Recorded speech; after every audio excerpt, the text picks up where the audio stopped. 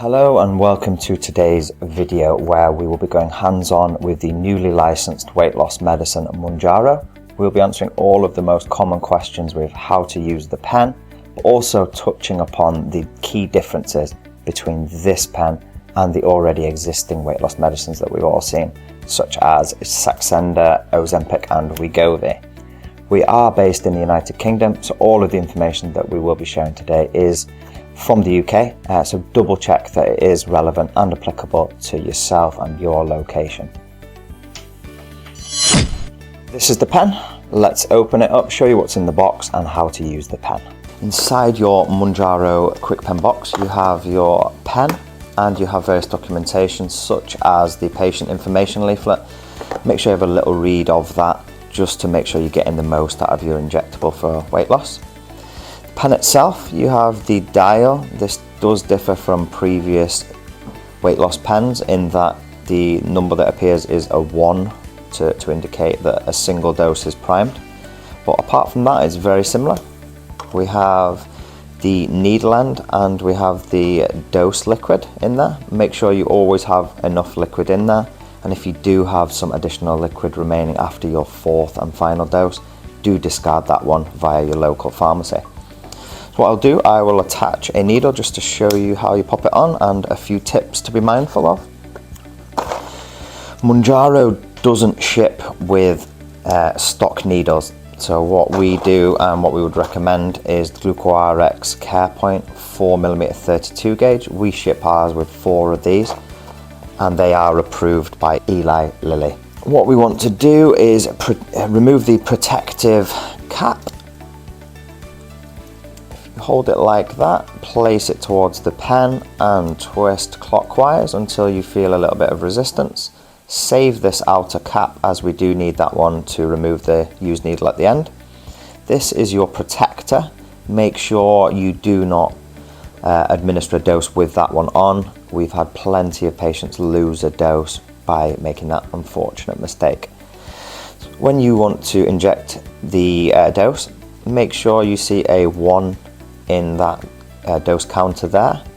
You would place it towards your body, having decided whether you will inject into the stomach or outer thigh, which are the two most common injection sites. Remove the needle protector there, place it into the skin, pinch the skin and just enter at 90 degrees straight in. Then you would hold this button. I won't do it today so we don't waste a dose on this example pen, but the number 1 would be showing there. Place it into the skin and hold the button until you hear the clicking stop. Then you can safely remove that. Then we place that outer needle protector and twist counterclockwise to remove it.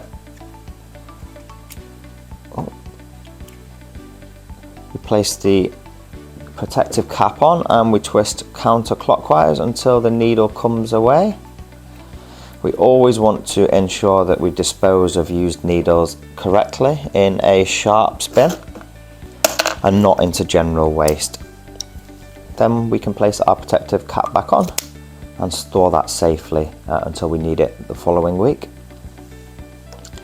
Mounjaro is a cold chain medicine, which means from a pharmacy storage point of view, it's stored between 2 and 8 degrees and it should be shipped out to you in a cold chain packaging with a cold pack to extend the life, and it lasts 1 month out of the fridge.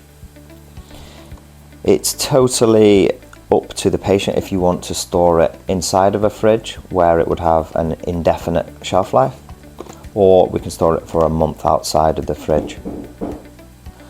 Mounjaro differs from the conventional GLP-1s in that it's a dual action GIP GLP-1. The Saxenda and the Ozempic and Wegovy semaglutide, that is a GLP-1, which stands for glucagon-like peptide.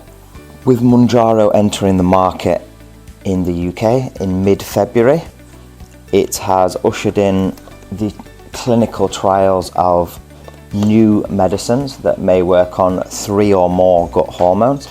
So there is a triple G agonist medicine being worked on in the United States. Zepatide is a GLP-1 GIP, a dual action gut hormone agonist. GLP-1 stands for glucagon-like peptide, and GIP stands for glucose-dependent insulinotropic peptide. This one, being a dual action gut hormone agonist, has now ushered in the early stages of clinical trials in the United States for triple G agonists, and then potentially quadruple or many new exciting medicines for weight loss.